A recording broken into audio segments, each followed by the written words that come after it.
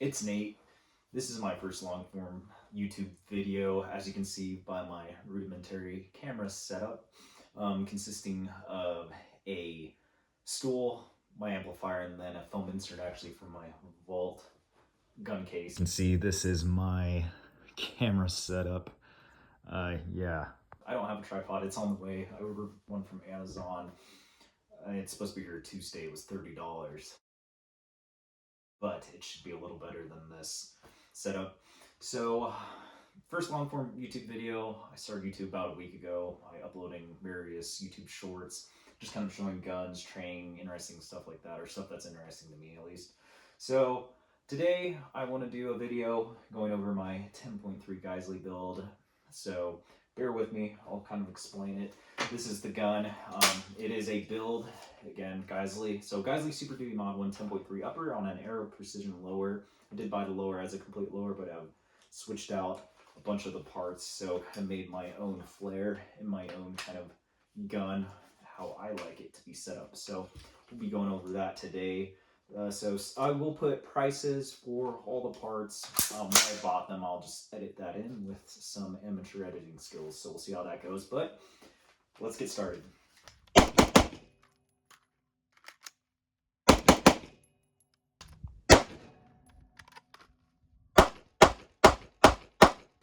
So let's get into it. This is my Geissele AR pistol. Again, it's a Geissele 10.3 Super Duty Mod 1 upper on an Aero precision lower. So we will start from butt to tip, back to front. On the back here, I have an SBA4 brace. I went with this over the SBA3 because I think it looks a little more of just like a stock.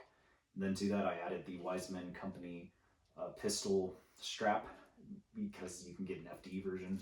Again, strap on the original SBA4 is black, so I switched that out just to kind of make it look a little more uniform. So did the same thing with the buffer. Original one on the Aero Precision Complete Lower was black. Switched it out to a Cerakote FDE one. And then directly onto that, I have an FDE Forward Controls Castle nut. Again, switching from black to FDE. And right after that is a QD mount. The adapter for the buffer tube holds the QD mount for the sling. Again, black to FDE, just like the rest. After that, we have a Law Tactical Gen 3 folder. So, decided to go with the Law Tactical folder. I like it a lot. I think it's really cool. You can break the gun down in a matter of seconds. I think it looks really cool, and you can just deploy it with a snap like that. Super solid, very high quality build. I don't have any issue with it malfunctioning or breaking. I don't think it will. It's super high quality. Somewhat controversial. So the pros obviously being you can break down the gun in a matter of seconds, store it in a backpack or a truck really easy, deploy it like that. I know you can break down a rifle via the pin, so you have a separate upper and lower. I like this, a little settling in my mind to be able to just have a complete gun and break it down and then obviously deploy it. So major con obviously being weight. I think it's over a pound, and this gun is really light. And when I added the Law Tactical folder, it's definitely heavier. I'd say kind of went from ultralight to super light adding that. But again, the weight's at the back of the gun as opposed to something that's out front adding weight. So for this build specifically, not that big of a deal, but I can see how that would affect other builds. For me, it works, and I like it. Going on from there, again, Aero Precision Complete Lower. I did switch out some, I would say, more major parts, that being the grip. I switched it to a Magpul K2 Grip in FDE. I like just the angle of the grip, super grippy. I also like the slow compartment in the bottom if I can get it open. You can source up batteries. I have a little bottle of gun oil, so I just keep it in there, super secure. Going on from that, well, actually, we'll go with the sling. So, sling, it is a T-Rex Arms Cody Brown is the color. It's a 2-point sling. Obviously, I have it attached to the QD on the Geissele handguard, and then to that QD mount that I mentioned earlier on the buffer. So it's a 2-point. You pull this tab forward, it extends out, then you have room to reload what on. So there's an empty mag. So yeah, you can deploy it out via this tab when you're aiming down sights. Gives you enough room to maneuver back the chamber, stuff like that. And then once you're done, I always grab it right here, pull the tab, and you can secure it against your body. That way, if you have to use something like a hanger, it's up out of the way. And then once you're done with that, you can just deploy it again when you need, and then tighten it up. So I love this sling. I have it tailored perfectly for me, i.e. length and whatnot, so I like it. I think it's high quality. TRX Arms did a great job there. I have it on my other gun as well. So moving on from there back to the lower, I have a forward control safety. It is Ambi, so both sides. I have the 45-degree one with the longer safety on the left side if you're looking down the gun. So you can customize it. You can have a long one on both sides, I believe short on both sides, change it from 45 to 90 degree, but forward control's great safety. One of my buddies' brothers had it on his Aero build, and then I tried it out. It was super awesome. First time I tried it, I was like, I have to have it, so I got it. I know Sons of Liberty makes essentially the same one, so whichever you choose. But going on from there, I do have a Geissele trigger. So I originally couldn't decide if I wanted the LaRue or the Geissele. LaRue is about half the price. For what I read online was essentially the same quality. I bit the bullet, paid the extra money and went with Geissele. It is the flat-faced single-stage Geissele trigger. I don't remember the exact acronym. I know they have a lot of different acronyms for the different ones, but that's what it is. I went with the single stage because this is a CQB build. I don't think I need a two-stage. Obviously on something like that, a little longer distance, I'd go with two-stage, but single stage works just fine for this build. Again, I prefer the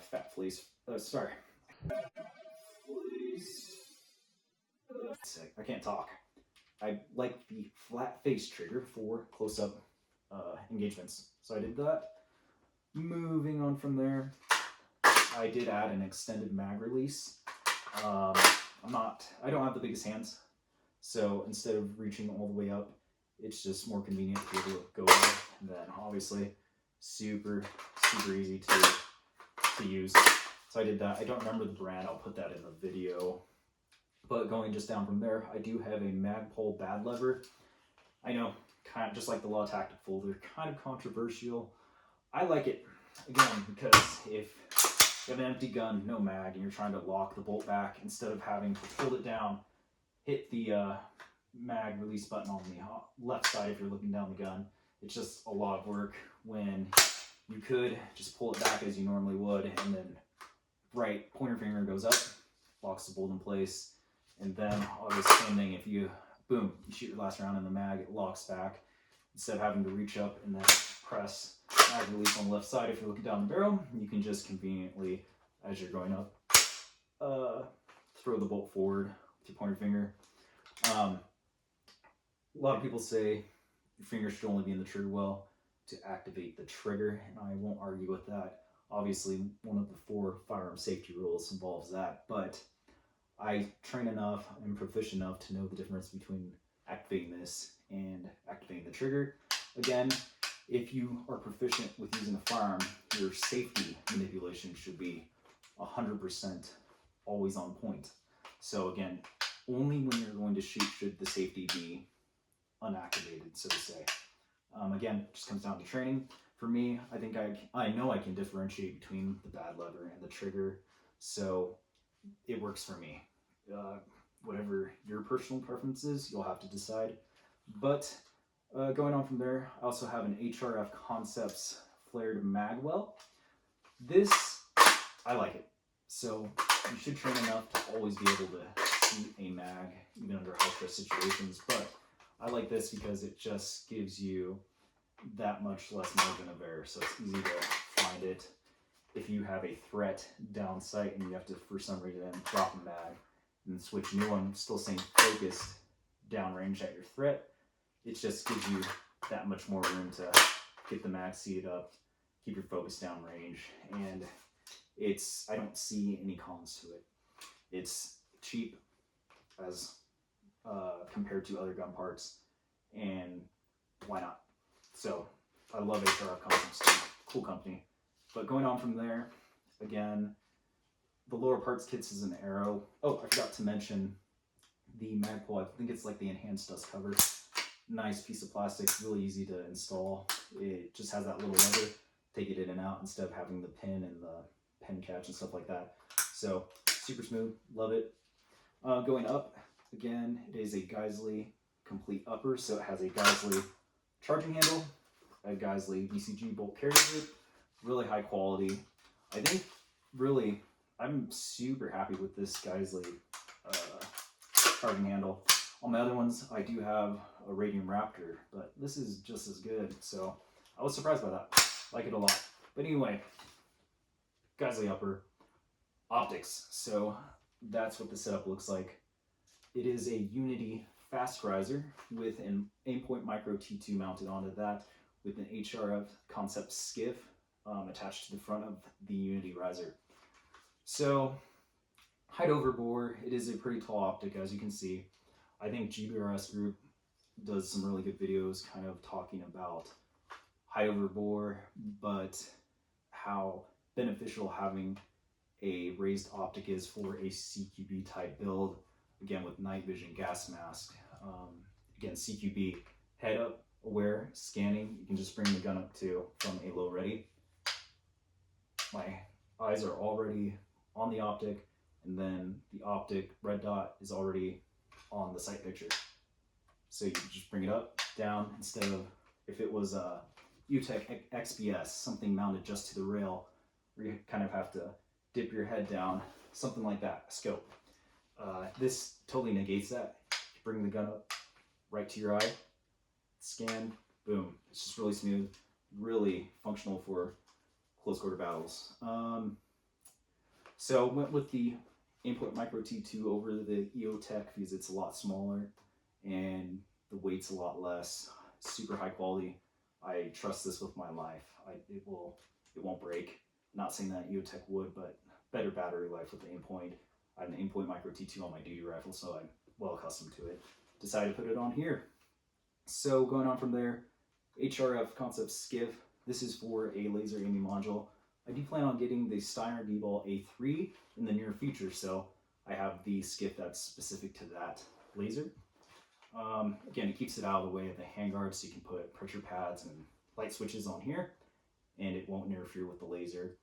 Also keeps the laser kind of centered on the gun, so a good balance and weight, as opposed to up here. You can also get a good C grip and not have the laser, so you don't alter that grip at all. So that's the reason for that. So moving on, it is again a Geissele handguard, barrel, stuff like that. So to that I have an Emissary Defense hand stop. Again, I can't have a vertical foregrip because it is an AR pistol, so I think this is the next best thing. Super solid. I have the FDE Picatinny version because the M-Lok version was out of stock, so I do have a small piece of Picatinny mounted with M-Lok to the handguard, and then the hand stop onto that via Picatinny. So super good purchase. I can butt it up against barricade, vehicle, stuff like that. I think it's the perfect AR pistol compatible hand stop. So after that, I do have some Magpul rail covers. I don't remember which specific model these are. Super grippy. I can get, again, a really good purchase with C-grip or C-clamp. I like it. On top of that, I do have a small piece of Ergo like rail cover. Again, once I get the pressure pads and switches, that'll be going. These, obviously, they'll be there. But moving on from there, I have a SureFire dual fuel turbo light. I think this is the M340 version as opposed to the bigger 640. Perfect for this smaller build. So again, super high candela, super high lumen. My favorite light on the market at this point. I know Mod Light, Reigns, all good brands. I went with SureFire. It's kind of like the tried and true light. Not to say that it's provenly better than any others. It's just what I prefer. I have it mounted to the left side so I can activate the button with my left hand, obviously. Pretty easy. It's right there. Activate it, unactivate. So again, I'll be switching that out for switches in the future, but the SureFire light is mounted onto an Arisaka scout mount. I like it a lot because it puts the light in front of the muzzle device, so all that muzzle blast, it doesn't dirty the lens of the light. So I love it. Love Arisaka. Really high quality parts. Seems sturdy, like that's not moving. You can also adjust it however you want, whether the angle of the light, how far forward you want it. And then at the front of the gun, I have a SureFire 3-prong flash hider, and this is I forgot what it's called. It is suppressor compatible because I do plan on getting SOCOM Mini 2 or RC2 in the future. Haven't decided yet. I think it'll come down to whichever is in stock. So super nice. Yeah, I think it looks great, functions great. So yeah, that is basically the overall build. I like it a lot. I think it's super functional. I put a lot of planning into each specific part that I did put into it. I'll leave a full list of where I got that stuff and how much it costs. But yeah. Okay, so that's it. Great gun. That's my build personally. This is how much it costs. So it was not cheap by any means. I'd say I do have some pretty high quality parts. Say what you want about the lower. I like it. But yeah, so that's a compiled list. It's what I prefer. You may prefer something else. You may have more knowledge than me as well. But this is kind of my take on it. Again, too, this is my first YouTube video, so if you guys like it, obviously hit the like button, subscribe button. Please comment, because like every other YouTuber out there, I gauge my self-worth as based on what people say in the comments. So I'm just kidding, but I do read them all just like everyone else. So say what you want. Let me know. Do you like it? Do you not? What could I learn better? What do you want to know that I may be able to tell you? So if you have any questions at all, I will answer every single one. And I will also make sure to like every single one, because engagement gets me more views. So no, I really do appreciate it. Again, hit that notification button too if you do subscribe. If you want to see more videos, I do plan on doing more, because obviously I have other guns, I have other gear, and then I do train. So if you guys want to see that, just catch me next time. But until then, thanks for watching.